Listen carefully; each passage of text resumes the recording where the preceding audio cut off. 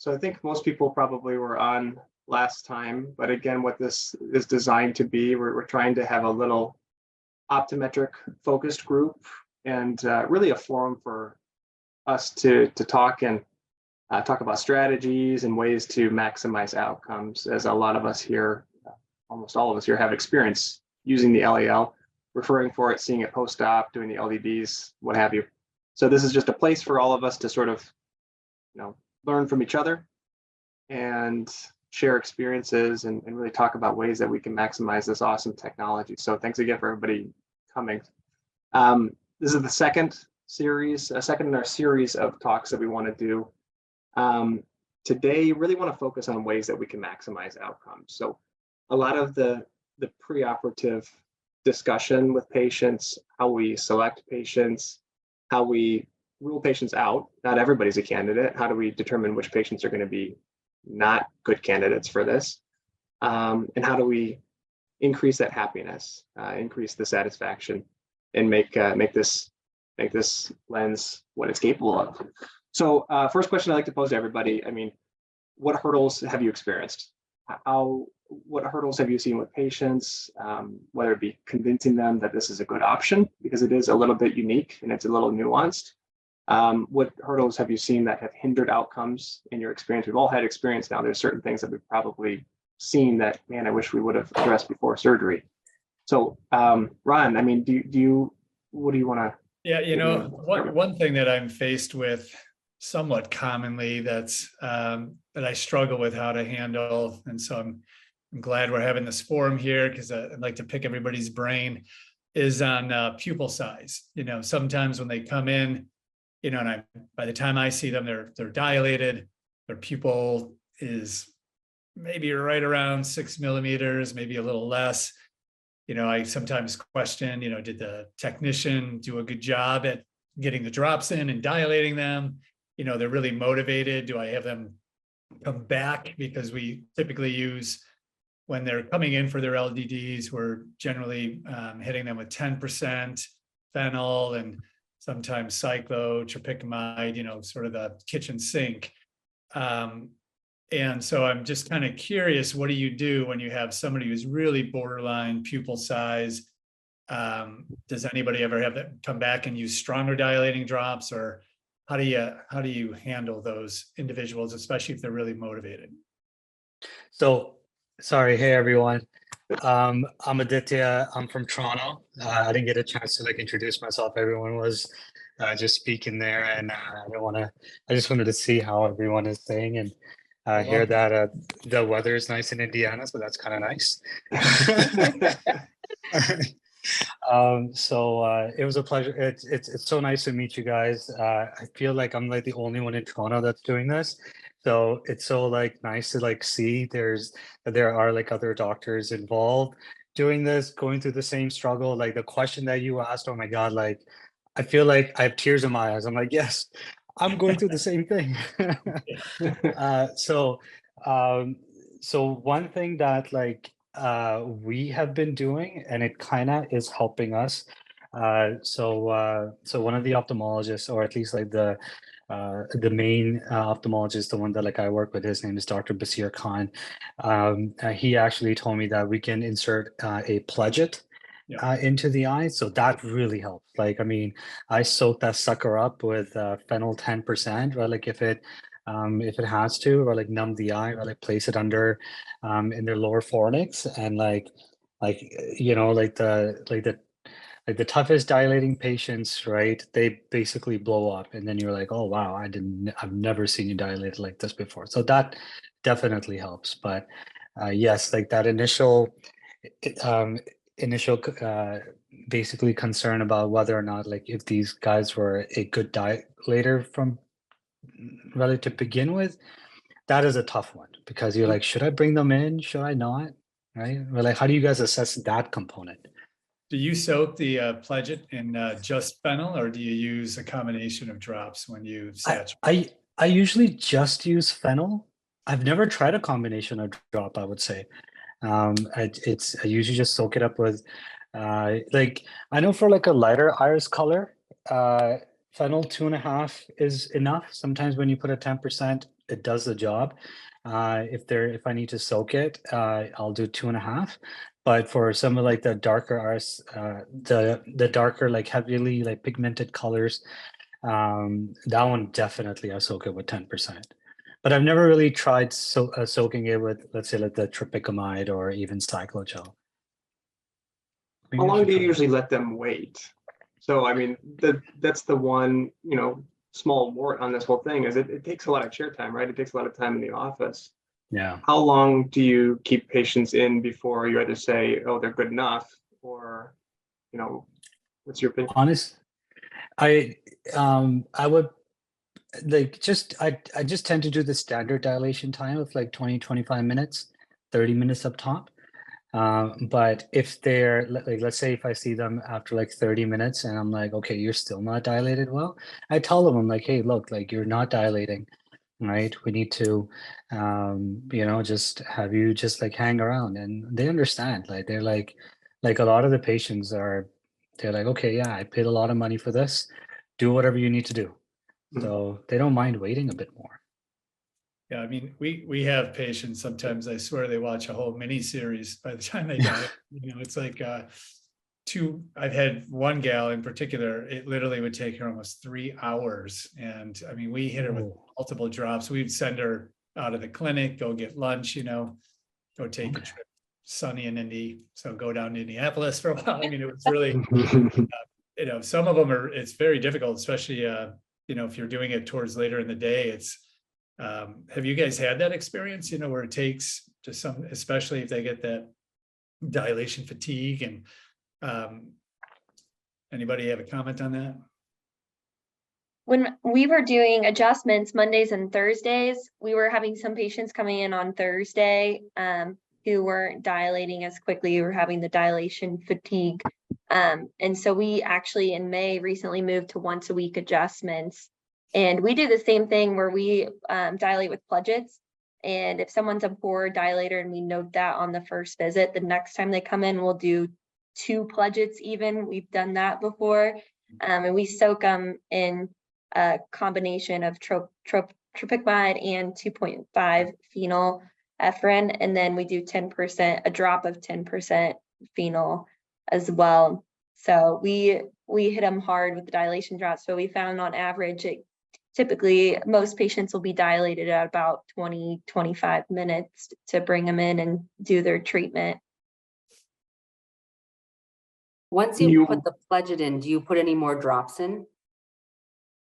Occasionally. So I will have the technicians go in and check on the patient like every 10 minutes or so, maybe 15, depending on how long it took them to dilate previously. And they'll go in there and check, and if it's been 10-15 minutes and they're still not even close to 6 or 6.5, then I'll have them put an extra drop of the combination drop of tropicamide and phenylephrine. And then do you have them keep their eyes closed while they have the pledget in? Or because we've had some patients where I don't know what they're doing, but they end up getting corneal abrasions because it's just like swimming around all over the place. You're like, what were you doing? Aerobics in here with that in, or what? We don't necessarily have them close their eyes. If they want to look at their phone or something, they can. But if they haven't been a very good dilator at a previous adjustment, then sometimes I will, in that case, tell them just to keep their eyes closed. Do you wait? I know the label says that you need to wait until you can see the entire circumference of the lens. Do you ever get to a point where maybe the lens is slightly decentered and you can't see all the edges? I mean, where's your limit on when to pull the trigger and when? There's no really other alternative in that case.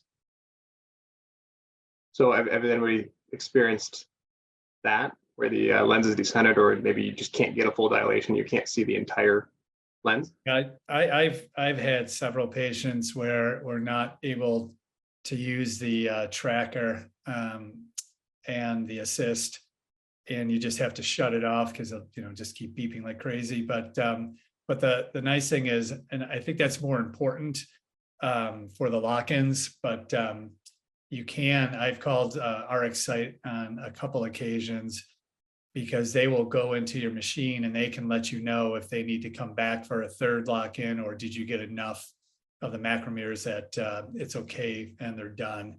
And so that's been very helpful in those dubious cases where I'm not sure if I'm fully locking them in or not, to contact RxSight, and they just do it remotely, and it takes them minutes to do, and it's peace of mind. Had the same experience. Yeah. You see, are you saying like, as long as you can see a little bit of the haptics to focus in on that, like even if it's just 1 millimeter, I'll go for it. Just Yes, because. I've had somewhere I'm looking really centering with the Purkinje images, and because I'm not getting much of a haptic at all. Mhm. A guy in recently who he dilated pretty well, but he had really prominent brow, and he was a squeezer. So as much as I try to get him to relax and whatever, and I know they even have, RxSight provides various lenses to go on the eye for those type of patients with a longer,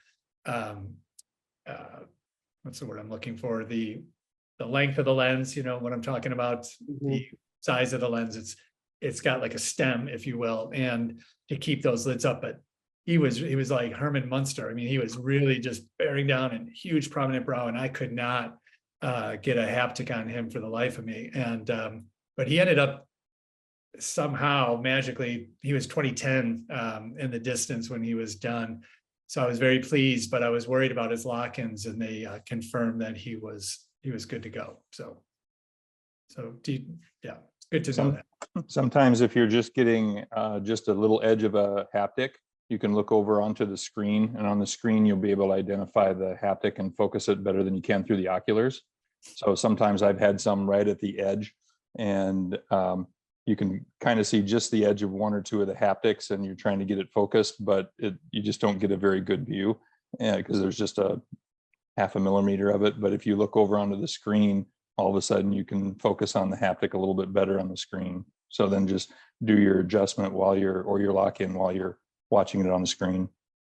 So that's interesting. I'd be curious to poll the audience on, because I never use the oculars. I do in the beginning just to make sure everything's ready to go. But when I treat, I'm always looking at the screen only. Do you, who likes ocular? I've never tried the oculars, so it's kind of interesting.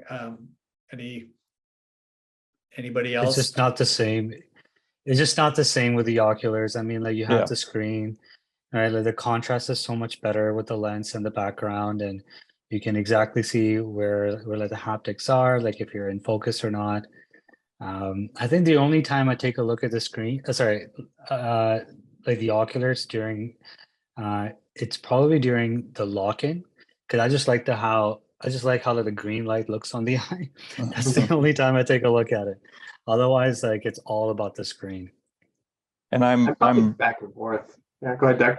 Yeah, I'm back and forth too, but I'm probably a product because I'm old school. The original LDD had a lag between the screen and the ocular. So when the original LDD treatment, you had a lag of just a 1/2 second or something like that. So I learned looking through the ocular, and then everybody else after me was like, yeah, I don't know why you're not looking at the screen, that's so much clearer through there. And I'm like, yeah, I'm a product. So I go back and forth between the two now, just depending on what kind of view I get. But I also, through the ocular, it seems, sometimes in those 144-second treatments or so, as you're kind of watching the screen, and if they start to just shift or move a little bit on you, sometimes your lens can shift or move a little bit with them. And the one thing I do appreciate through the ocular is that I'm always knowing exactly where my lens is at.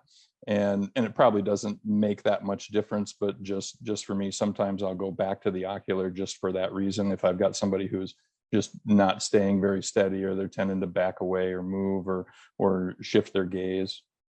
Yeah, I find that you have more control. I mean, some patients are like riding a rodeo, a bull at the rodeo, just moving all over the place. I think you have a little more control, in my opinion, and I think it is based on comfort. But I also think that you can control the Z-axis a little bit, forward or backwards. I feel like you can focus a little bit more on the lens a little bit easier. Oh, hey buddy. But yeah, I think it's probably personal preference. The screen is really high def now, the way that they've got it set up. You also can see the axis too with the green light, like the video was talking about. If you're doing a cylindrical treatment, you can see the axis. So it is just sort of comforting to make sure that I type in the right number. So if I'm looking at 180, you should be able to see the 180, axis treatment with the green light, which is just comforting. Anyways, so going back to our original topic, any patients that you would not consider, I mean, terrible dilators, people who are, maybe never going to get even close to big enough. I mean, any other patients that you would consider not doing the light adjustable lens with, whether it be personality wise, pathology wise. Jenny, what do you think? Everyone. My name's Adrian. Hi, Nick. How are you? Hey, good, Adrian. Sorry, I was driving and I just got home. I'm on San Francisco time, but I do want to answer that question. I actually had a patient who was very susceptible to headaches and migraines due to lights, and she absolutely hated the treatments and especially the lock-ins. She said that this was worse than childbirth. Yeah. So patients who are susceptible to light sensitivity, and especially if they experience migraines associated with it, I think should have a serious conversation whether they're a good candidate for it or not. That's a fair point. Yeah. Anybody else? Anybody have any experience with that? I mean, patients who do have migraines or triggered events from light. I Yeah. would say sorry. No, go ahead. I had one patient. I won't forget this dude. For his first lock-in, he had the most that was the most challenging lock-in that I've ever had. This guy just kept on moving. Who just could not stay, and he was just so light sensitive just for the lock-in component. The adjustment was okay. He was able to bear with it, but just the lock-in, he left me traumatized. Forget about himself.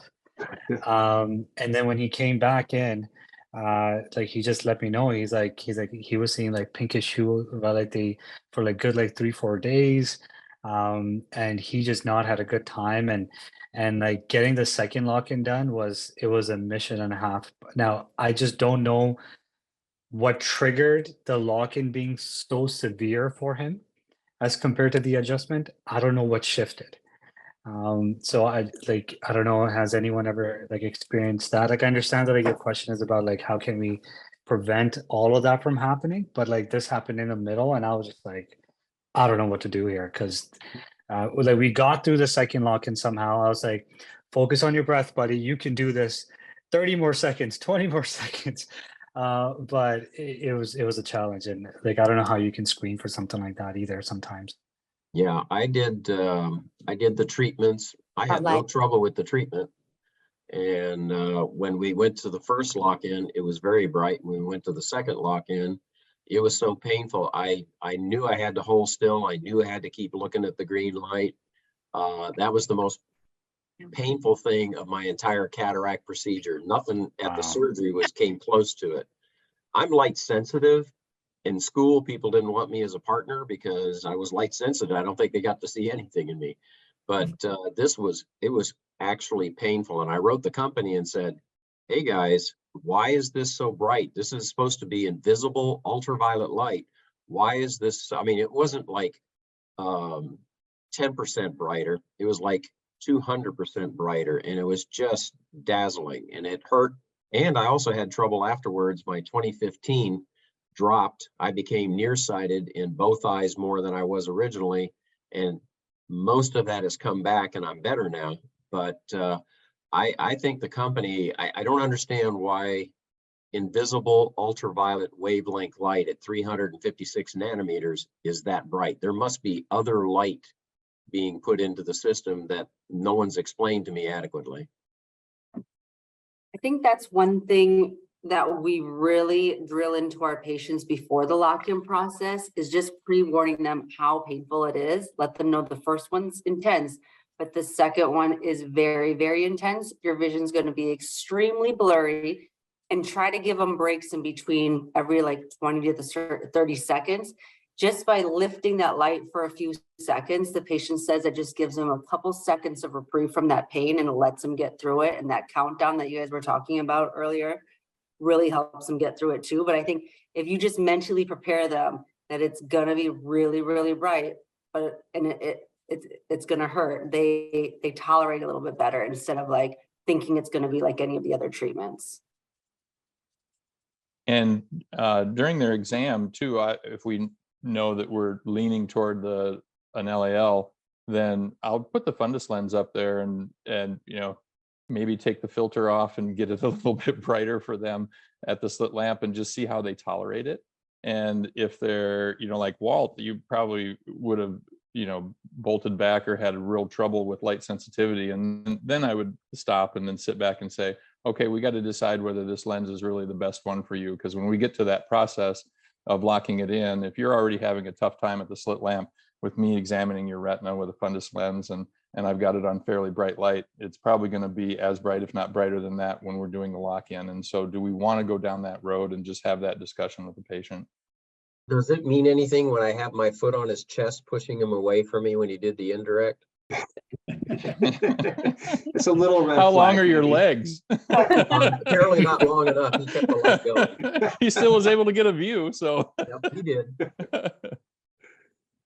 Oh man. I think another thing that I've run into is kind of planting that seed. A lot of patients or some patients have unrealistic expectations because they're thinking they're paying such a high price point that we're going to be able to deliver distance, intermediate, and near in both eyes. And I'm like, I think letting them know, no, we're going to have to defocus one of your eyes, but we're going to do it right. And you're not going to be able to tell the difference between the two.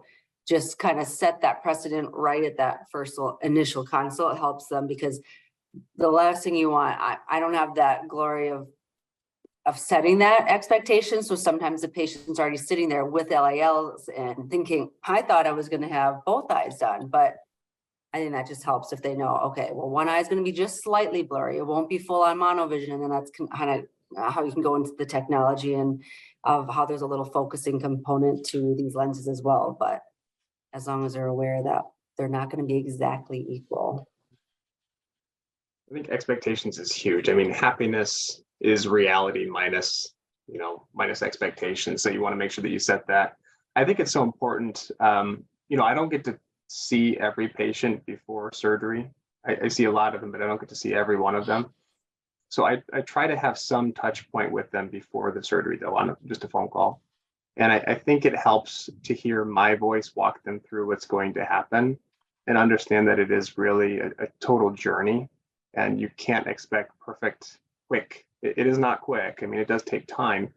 And there's still some lingering, like Walt said. I mean, after the last lock-in, there is going to be a little bit of a dip. So even when you're done, you're still not done. There still is a little bit of a healing process that could take up to a week or so for that vision to bounce back. So I think it helps to set that expectation from us or whoever's doing the treatment. I just think there's a psychological component there that really does help. Does anybody do anything, medically? Do you do any sort of treatments like pre-treatment with a steroid, or is there any sort of anything that you would do clinically besides the normal setting expectations? I use steroid myself. I decided it hurt, so I want steroid. I put it on. I went ahead. I didn't realize I shouldn't wait. I went ahead. I had my treatment on Friday, this second lock-in, and I went ahead and I was off on Tuesday and had my daughter refract me, and I went ahead and got glasses and after my myopic shift, and very soon after, like within a week or so, it changed again. I'm going, oops, I goofed. And then we had our first meeting right about then, and you were talking about waiting. And honestly, I think it's good advice to wait a minimum of a week before you start doing anything for someone who may have had trouble or had shift. Not everyone shifts. I mean, there's only been one other patient that had a myopic shift. And I will tell you, most of my patients tolerate the procedure well. And I warn them, I say, this lock-in is going to be brighter and all that. And they tolerate it way better than I did, but I understand when they can't. And I understand. And I like the idea someone said earlier about letting off the pedal for a second, give them a break, maybe go a few, 10 seconds, let them recover a little and then do it again. So I thought that's a great idea. I'm going to try that. But expectations, honestly, you got to set them right, because if everyone thinks I'm paying lots of money, I'm going to see perfect, distance, near, and intermediate. And I set that straight before we let them get out of the office on the exam date, the first one, before we even do the procedure.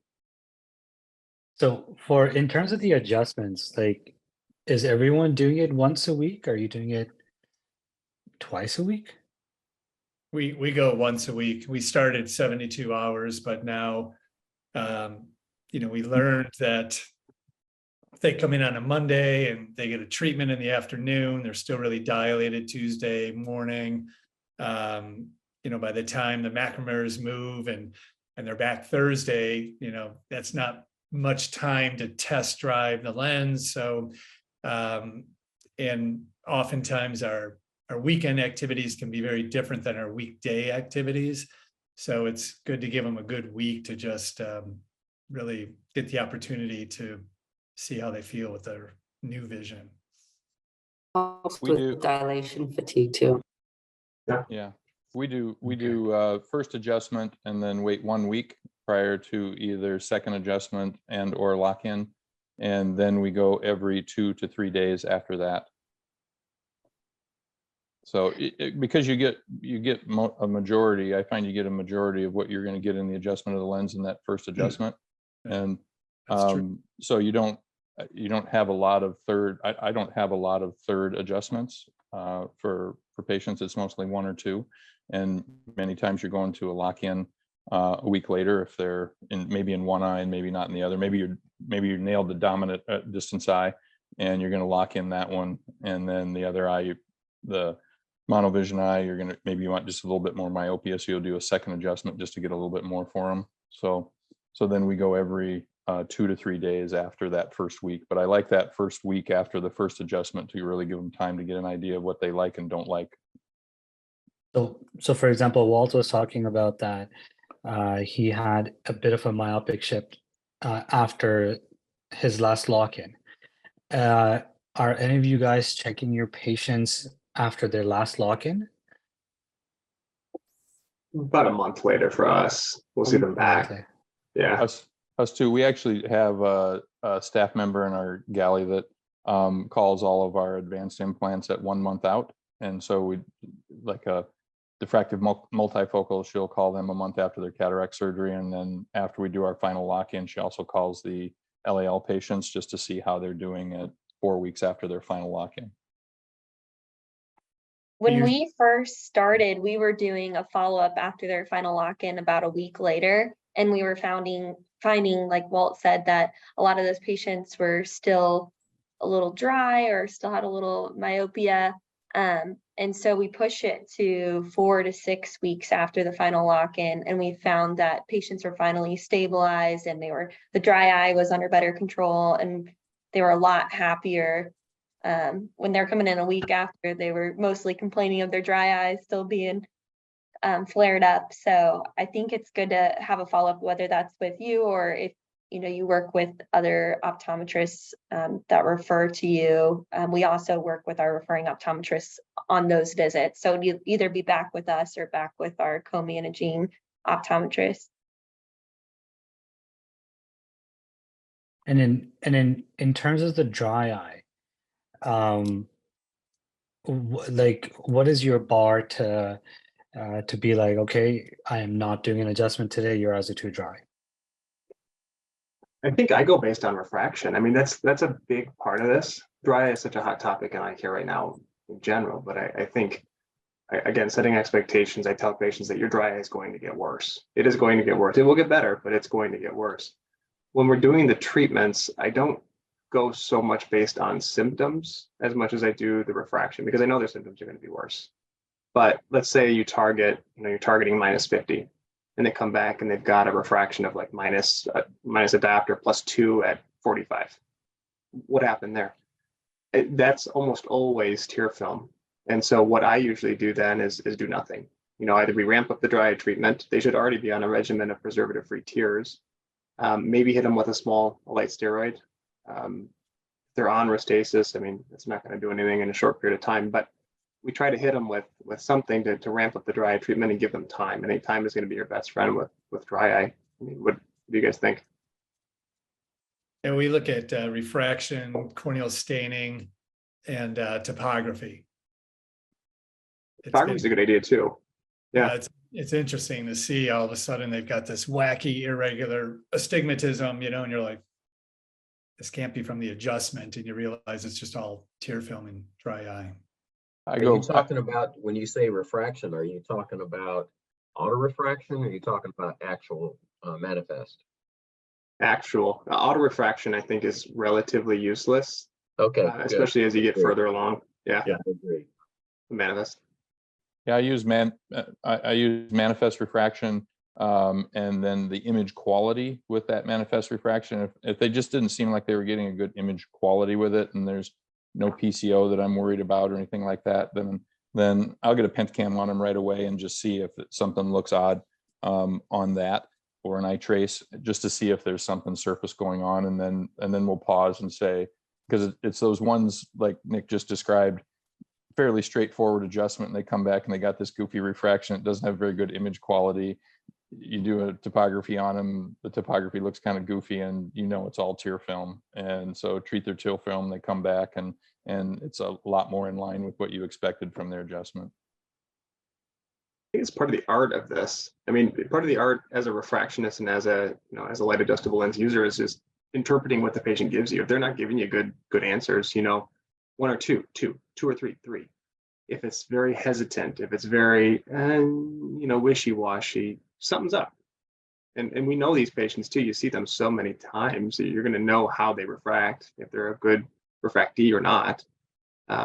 If they were at treatment 1, but they're not at treatment 2, something's up.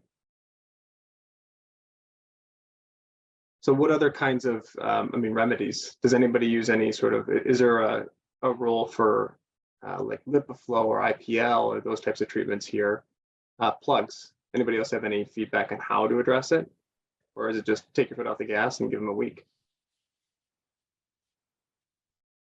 We've seen good improvement with meibomian gland expression.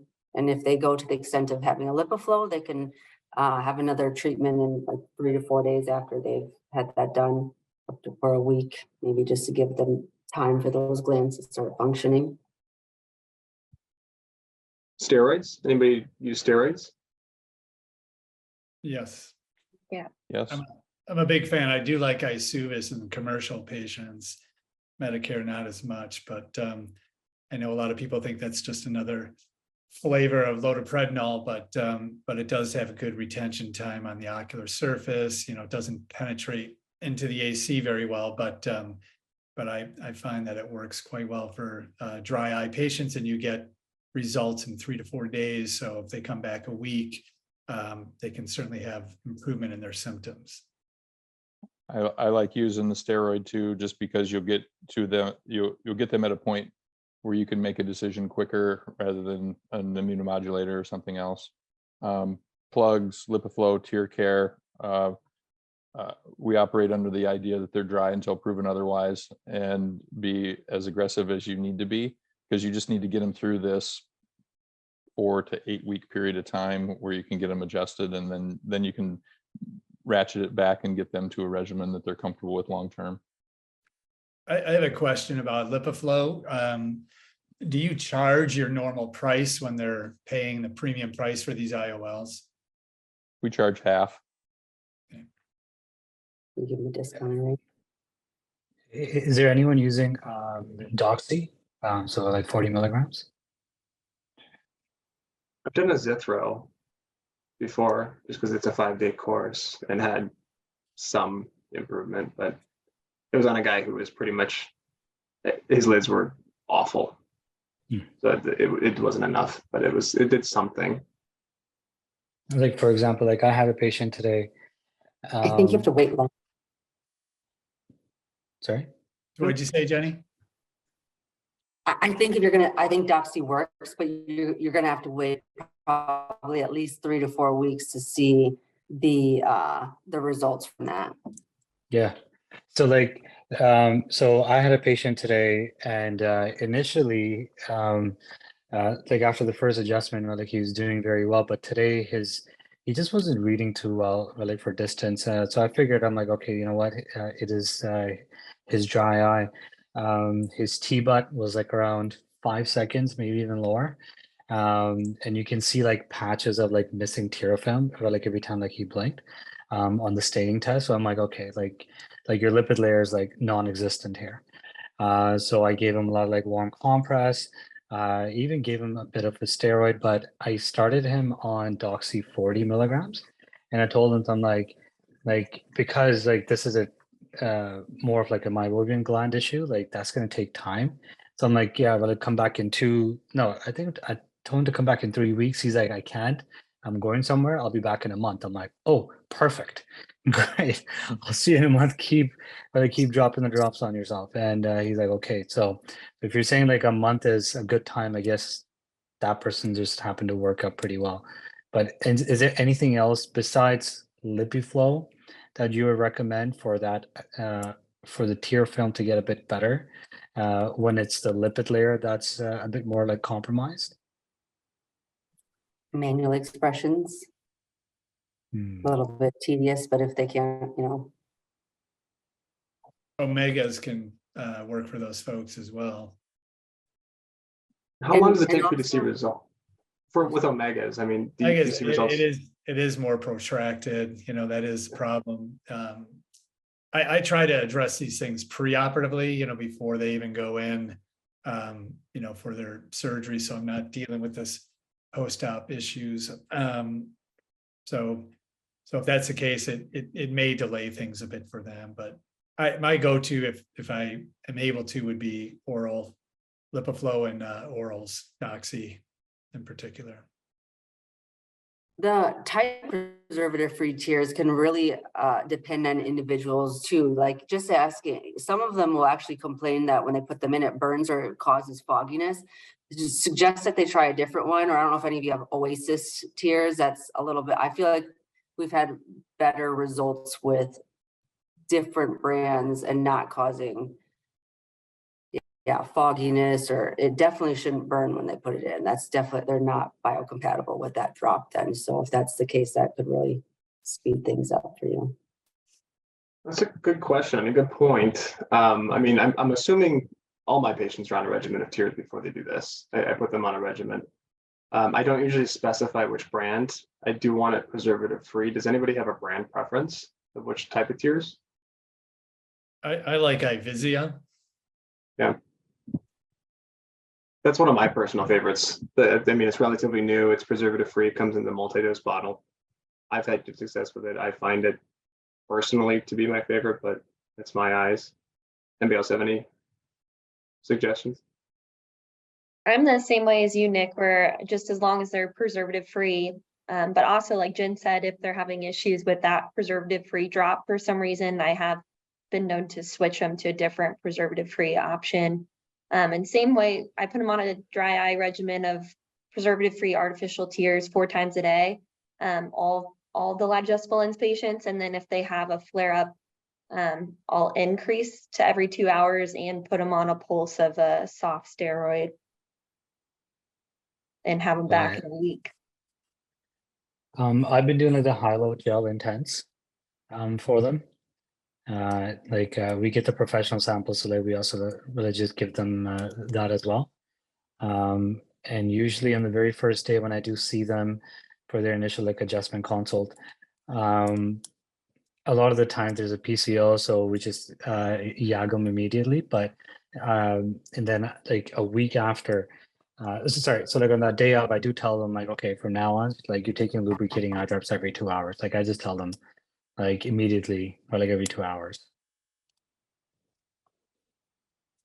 I also add in an extended duration collagen plug inferior too. So you get they'll say 90 days. I don't think they last that long. I think it's probably more 4 to 8 weeks, but it gives you just that extra little boost if the patient's not as compliant with taking their drops, especially as you're going through their adjustment and lock-in process. Then I just throw a inferior extended duration collagen plug in. And then if they get down and we get through the lock-ins, and after that, they'll come back sometimes and say, wow, my eyes felt really great when you put that little temporary plug in. Now they're not quite as good. Okay, then we could go to a permanent silicone plug also. So it just helps you during that time for them when they're I'm crap at putting my drops in when I'm supposed to, but I can imagine with regular patients. So another part of this, you all know that you can add negative spherical aberration to a non-dominant eye if conditions are met on the first treatment. When do you consider not doing that? Is it when they're not 20/20 capable? Is it when you're seeing staining on the eye? What do you think? I avoid it in all RK patients, patients that have cones. If they have significant glare and halos already before. Oh.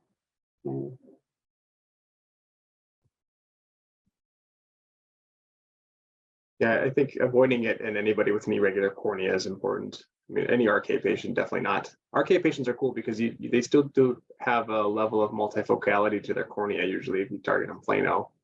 So you don't even need to sacrifice anything.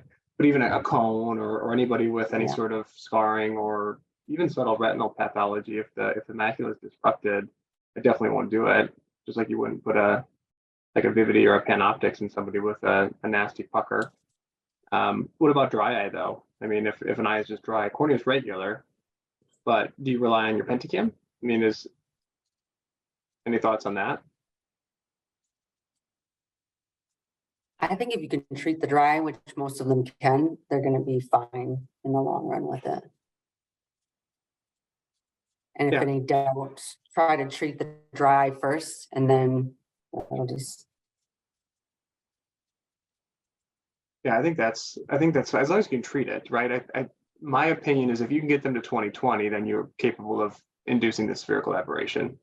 Or if they're not 20/20 capable, I mean, let's say you have like a mild amblyop or something and they're 20/25, get them to their max corrected. I would have no problem with it. But I do like the idea of using the pentacam like Ron mentioned before. I mean, or Ron, I think said that. The pentacam is something I think I underutilize after surgery, but I probably could use that a little bit more because it does give you really, really good data on the surface. I usually just go based on symptoms and what I see in the slow lamp. But I think that's a great idea. Yeah, I had an interesting patient the other day. She was a high hyperope amblyopic in her right eye. She had some esotropia, and we did her right eye first. And after that was done, she was really not very happy. Her right eye was best corrected to about 20/30, and her near vision was just so poor. She's like, I want to do that fancy lens, for my left eye, which was kind of tricky, but she ended up being super happy. We left her at about, I think she was a -1/4 or -1/2 in that left eye. And because of the EDOF capability, she was about 20/40 plus at near, somewhere thereabouts. And so it was interesting because I was reluctant, to recommend it in somebody who was amblyopic to do LAL.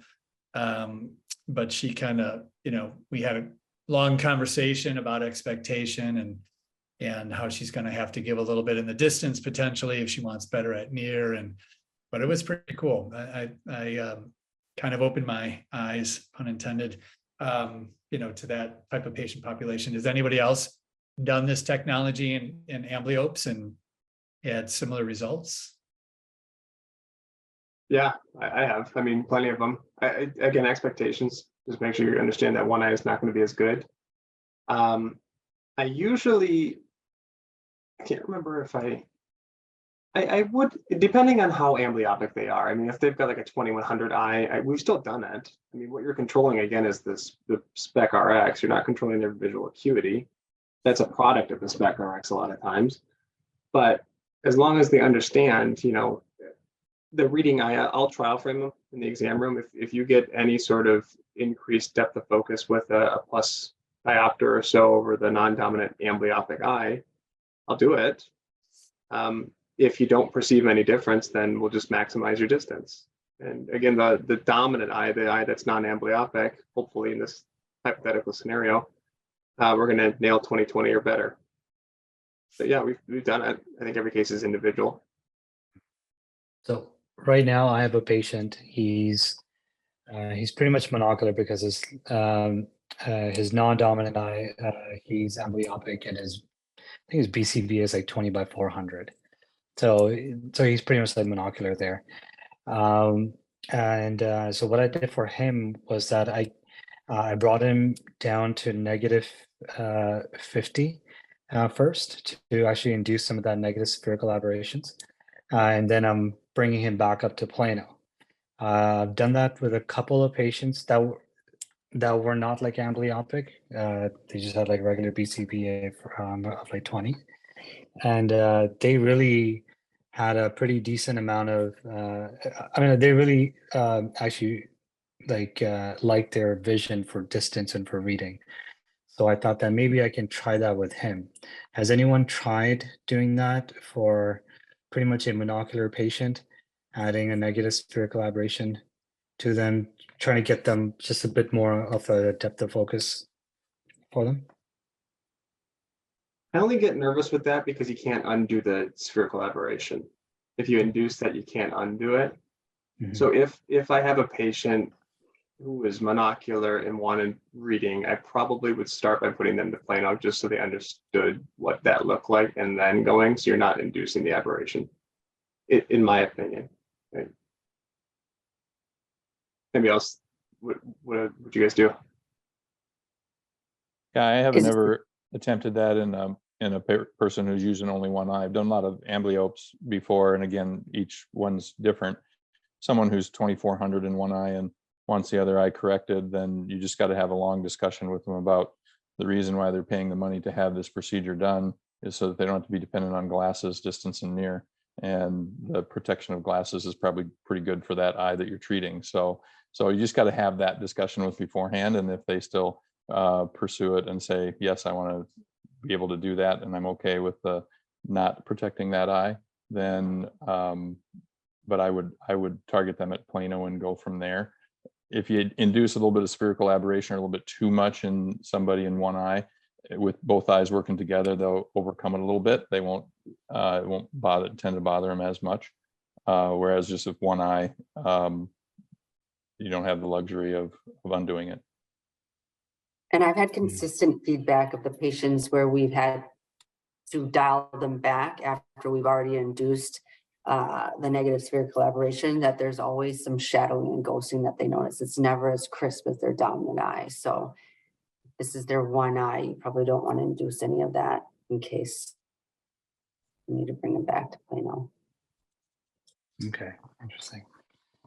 But you could leave them there too, and if they end up liking, especially if they were hyperopic, like Ron's patient, the high hyperopes. I mean, these high hyperopes and the patients who are post RK, who are a lot of times fairly significant hyperopes as well. I mean, these people just love these lenses. I mean, you get just a little bit of EDOF with a multifocal RK cornea, and somebody who's been +3 for the last 16 years with their RK. I mean, they love it. They'll be J4 and they'll think that they see better than anybody else at near. And so you might even just want to leave them there and say, hey, you want to stay here? If you like your image quality where it's at -0.5, you're kind of getting the best of both worlds. And then get a little thin pair of glasses, put it in the cubbyhole of the car, and wear it when you drive at night. And then you probably have a good image quality. You don't have any spherical aberration that's going to affect them negatively, not pun intended. And they'll probably be happy with where they're at intermediate and near too. Yeah, I had a young guy, he's like 45 years old, who only had a cataract in one eye, and I ended up leaving him at -50, and he was 20/25 J3, like just in that eye. So in his other eye, he was a high myope, but he wore a contact in that eye. And then he still had some of his focusing ability in that eye with his contact in. He was still seeing around J3, J5 in his other eye. So with his contact in that eye, OU, he was 20/20 and J3. So he's like, and most of what he did was at the computer. So, I mean, he was really thrilled. So it's really just talking to the patient about what they do a lot of, and what are the places that they want the most to be able to see their best, and setting up the expectations. But I think it's definitely not wrong to leave someone -1/4, -50. I think when I first started using the light adjustable lens, I was so set on this patient has to be exactly plano. But sometimes leaving someone -1/4, -50 gives them more range of vision in the long run. So just figuring out what the patient wants. You know, do they want to see the road signs way down the road? Like I had a semi truck driver and he, you know, drives every day for long hours. He's like, I'd rather have 20/15 and put readers on. Then there's this young guy that still does a lot of work at the computer and one eye. And so how can we maximize his vision in just one eye? So I think it's so patient dependent. Yeah. Question. So what do you all do with small amounts of residual refractive error? You go after it? Depends. Maybe. Don't go chasing rainbows. I don't chase anything. Yes. Yes, that's my All right, first question. Are you happy? And they're coming in with a smile. Yep. So have you guys, Lock it in. have you seen that new form from RxSight on the happiness scale or whatever you want to call it? Do you know what I'm talking about? Mm. Yeah. Yes. Jenny, do you use that thing? I haven't, but Yeah. that's a good idea. Yeah, for those who don't know, it's super simple. It's basically a bunch of emojis with different happy faces or not so happy. And then it goes into their, you know, distance vision, intermediate, near, and what hobbies they have. And they just circle. It takes literally 15 seconds to do it. But it's really awesome, you know, before I even go in to talk to them about what we're gonna, you know, what they're wanting and where they are, you can get a pretty good gauge as to how happy they are just by their little happy scale. And then, you know, okay, cool. I thought I was gonna have to treat and it looks like I can lock in because they seem to be pretty happy. So talk to your rep if you haven't used it. Or I can send it to people if you guys want. It's, you know, You just have the tech hand it to them and they fill it out right before you come in. Yeah, it's on the little clipboard. And before I even go in there, I like to see that sheet to see like, okay, I'm definitely going to need to work on whatever range that they're not. They got the little frown on, you know, but We were talking about laminating it too, and then just using one of those dry erase markers so that you don't have to have the, you know, like print off a bunch of them if you wanted to be. yeah, little environmental friendly. Yeah, and it does have like multiple on front and back sides. So you usually need just one sheet per patient, you know, through all their treatments kind of thing. So, but I'm thinking that some of this sheet I should probably use like early before their surgery, because some people are just, I mean, I had a patient who I never test 2010, but he was complaining about 2015 if he could be better. And I was like, oh, come on, let's put up the 2010 line. And it just thinking he wouldn't be able to read it. And he read the damn line and he was reading J1 plus. And his wife was like, come on, John, you know, and he's, oh no, it's interesting, right? Psychologically, these people, when they got to make the decision to lock in, they all want to know, like, could it be better? Like, I can't turn back once I begin this journey in a lock in. And so this little form is kind of nice to give yourself an idea of where they are mentally.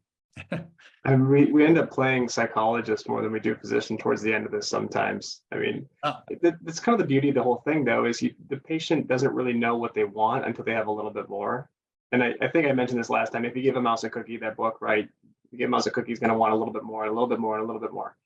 And that's what the patients tend to do. You think, I really want distance vision. Well, actually, you know what? It's kind of nice to be able to read a little bit.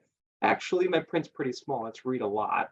And you kind of go down that rabbit hole. But Doug, like you mentioned, I think treating small amounts of refractive error, I don't treat with the rule of cylinder. If they're like a half or under, I usually leave that. If it's oblique, that's maybe a different story, and it depends on if the patient actually appreciates it. But I mean, what amount? Let's say the patient, if you were to give them a trial frame and they were to say, yes, that is clearer, which it probably would be, do you even bother trial framing them just because you know what you know and they don't know what they don't know? I mean, what level of refractive error would you leave alone? I have trial lenses in the exam room, and so I'll actually hand hold them, not really put it in a trial frame, but just hand hold it, get them out from behind the phoropter and Mhm. just show them. And then sometimes we'll just walk outside the room and I'll say, okay, look down the hallway, way across, you see the liquor store down there. All right, see the sign. Okay, what does that look like? And then they can tell me, oh, that makes a huge difference. And I do this with all of our refractive patients, and do it with both eyes open, and they'll say, that's a little better. And then I'll go back and, like with Ron's patient, he says, well, could we just make it just a little bit better? And I say, well, I can chase it or go after that small amount if you want, as long as you're okay if I make you a little worse, depending on how your implant responds. And then he'll instantly say, no, I don't want it any worse. And his wife will smack him on the head and say, stay right where you're at 2015. So I'll use trial frames that way. I'll just hold them up and show it to him and get an idea. And a lot of times if you test them with both eyes open, because you'll tend to want to show them, okay, well, we can do this to this eye. And they'll go, oh, wow, that's so great. And then I'll say, okay, with both eyes open, now what does that do? And they're like, well, I mean, it's better, but it's not that big a difference. And I said, okay, do you really want to give up the little bit of intermediate, seeing yourself in the mirror in the bathroom and the food on your plate in order to have that little bit of extra? And so, but sometimes it gets them out from behind the phoropter where they have a tough time telling, just looking at your screen, whether that's going to be impactful for them or not. But generally, with the rule of astigmatism, half, even 3/4 sometimes with the rule of astigmatism, I sometimes don't go after it, especially if haven't used the happy scale. I'd like to try that, but if they're happy, I'm usually not going to go after it. Depending on their age, as they get older, they're probably going to become more against the rule cornea as they age anyway. So they're just going to only get better. So that's usually what I think too, depending on how old they are. If they're like a 60-year-old, you probably got some ATR drift, but yep, they'll have a little bit over time, so they'll just continue to be happy. Sometimes the spouses are your best advocate, and sometimes your biggest enemy, depending on how things are going. Awesome. Well, we're coming up on an hour. I don't want to keep everybody too long. I mean, I think this has really been some vibrant discussion, and I appreciate everybody being here. We'll do this again in a few months. Again, using collective experience, I think, is just so helpful, and being able to talk in this sort of forum. So anybody else have any last minute thoughts or anything, or no? Cool. All right, awesome. Well, thanks a lot, guys. Yeah. Have a wonderful Wednesday. We'll see you all next time. Thanks, All right, everybody. Pleasure. Thank you. Thank you. Thanks, Nick. Take care, everyone. Thank you. Everyone, yeah. Yeah.